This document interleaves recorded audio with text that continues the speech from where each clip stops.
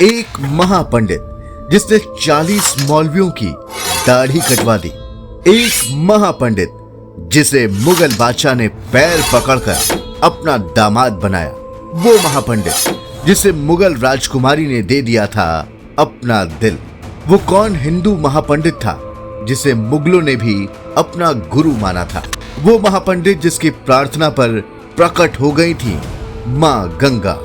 दोस्तों, मुगलों के अत्याचारों की कहानियां तो आपने बहुत सुनी ही होंगी। कैसे मुगलों के राज में हिंदुओं का धर्मांतरण किया जाता था, उनके मंदिर तोड़े जाते थे। ये इतिहास भी आप जानते ही होंगे। लेकिन क्या आपको पता है कि सनातन धर्म के एक महाज्ञानी महापंडित के सामने मुगल बादशाह ने भी अपने घुटने टेक दिए थे। अपनी बेगम की मोहब्बत में ताजमहल बनाने वाले मुगलिया बादशाह शाहजहां की एक बेटी ने एक पंडित से मोहब्बत की थी। कौन थे ये महापंडित और क्या है उनकी कहानी द कर्मा, आज आपको विस्तार से बताने जा रहा है। दोस्तों, उन महान ज्ञानी पंडित का नाम था पंडित जगन्नाथ शास्त्री तेलंग। जी हाँ, तेलंगाना के रहने वाले पंडित जगन्नाथ के ज्ञान ने वो कमाल कर दिखाया था जिसे सुनकर मुगलिया दरबार के 40 मौलवियों ने भी अपनी पराजय स्वीकार कर ली थी और अपनी दाढ़ी कटवा ली थी। पंडित जगन्नाथ मुगल बादशाह शाहजहां के काल में आज के तेलंगाना में पैदा हुए थे। बचपन से ही वो इतने प्रतिभाशाली थे कि उन्होंने कम उम्र में ही वेदों, पुराणों और सभी शास्त्रों का ज्ञान प्राप्त कर लिया था। उनके संस्कृत ज्ञान की प्रसिद्धि तेजी से देश भर में फैल रही थी।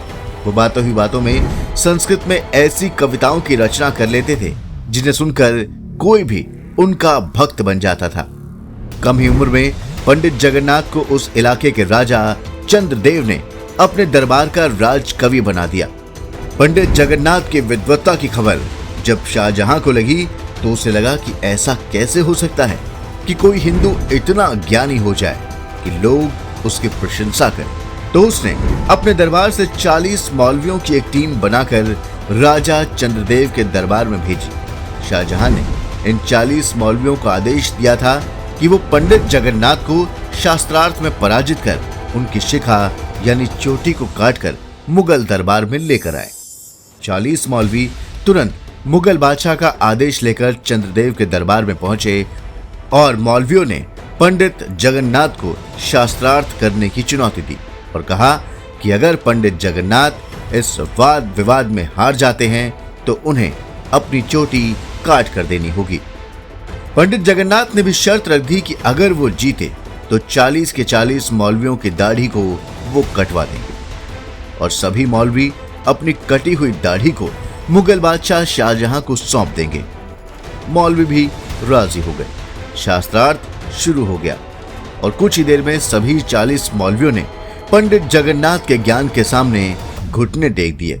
पंडित जी ने 40 मौलवियों की दाढ़ी कटवाकर उन्हें उनकी दाढ़ी के साथ शाहजहां के दरबार में भेज दिया।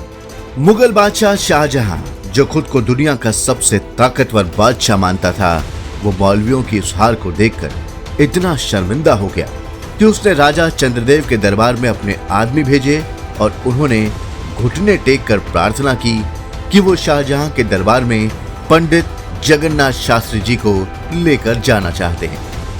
इसके बाद राजा चंद्रदेव की आज्ञा से पंडित जगन्नाथ मुगल बादशाह शाहजहां के दरबार में पहुंचे और वहां जल्द ही उन्होंने अपने ज्ञान से शाहजहां और उसके बेटे दारा शिकोह को अपना मुरीद बना लिया।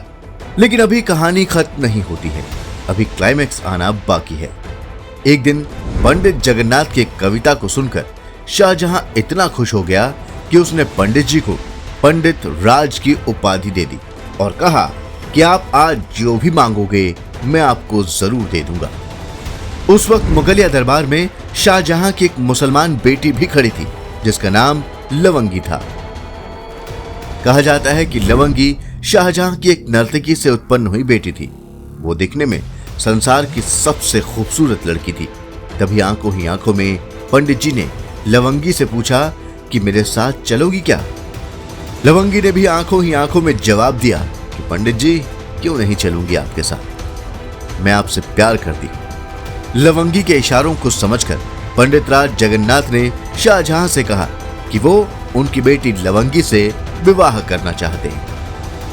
दोस्तों, मुगलिया इतिहास में यह पहला और आखिरी मौका था जब किसी मुगलिया राजकुमारी की शादी होने वाली थी, क्योंकि मुगल बादशाह अपनी बेटियों की कभी शादी नहीं करते थे और वो हमेशा उन्हें कुंवारी ही बनाकर रखते थे।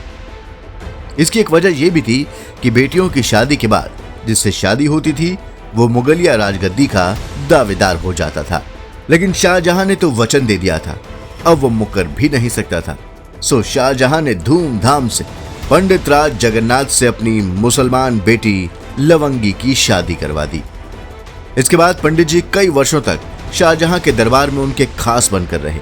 जब अत्याचारी औरंगजेब ने अपने पिता शाहजहां को कैद कर लिया और दारा शिकोह की हत्या कर वो राजगद्दी पर बैठ गया, तो पंडित जी समझ गए कि इस कट्टर मुसलमान बादशाह के राज में उनके जैसे हिंदू विद्वान की कोई जगह नहीं है। सो वो उसे छोड़कर बनारस आ गए।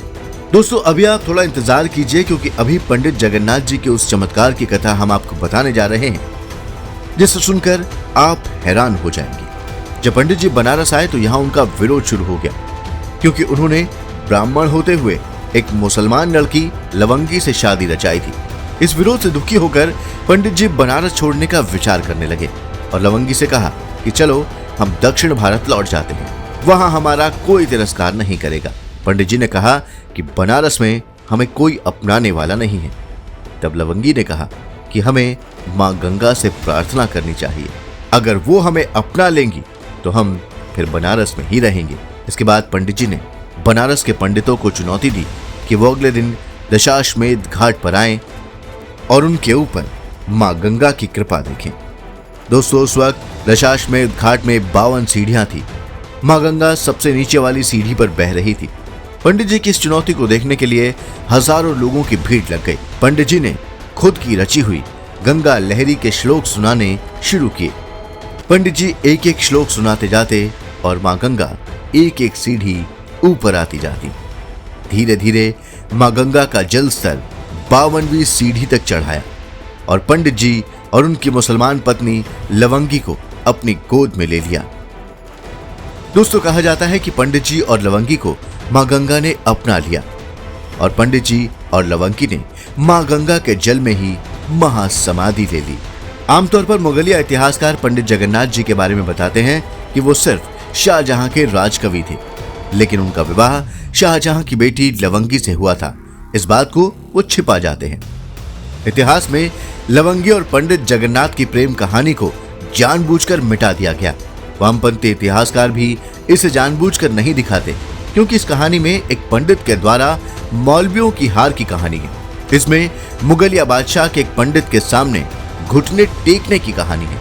इसमें एक मुगल राजकुमारी के साथ एक पंडित के प्रेम विवाह की कहानी है। तो दोस्तों, अगर आपको हमारा ये वीडियो पसंद आया है तो आप इसे जरूर लाइक करें, और अगर आप सनातन हिंदू धर्म की गौरव गाथा और ज्ञान के बारे में जानना चाहते हैं तो आप हमारे चैनल द कर्मा को भी जरूर सब्सक्राइब करें। धन्यवाद।